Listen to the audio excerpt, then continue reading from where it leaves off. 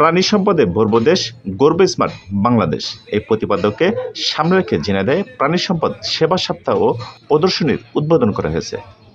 বৃহস্পতিবার সকালে জেলা প্রাণী সম্পদ অফিস চত্বরে প্রাণী সম্পদ দপ্তর ও ভেটেরিনারি হাসপাতালের আয়োজনে এই সপ্তাহের উদ্বোধন করা হয়।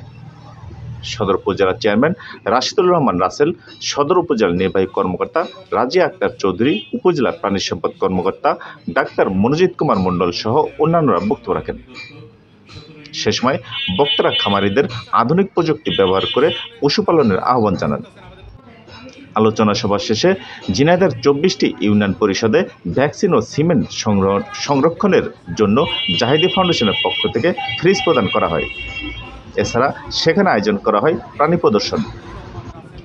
জেলার বিভিন্ন স্থান থেকে শৌখিন খামারি সহ খামারিরা তাদের পশু প্রদর্শন করেন। বৃহস্পতিবার থেকে শুরু হয় সেবা সপ্তাহ, চলবে আগামী 22শে এপ্রিল পর্যন্ত। SK Johnny, Jhenaidah.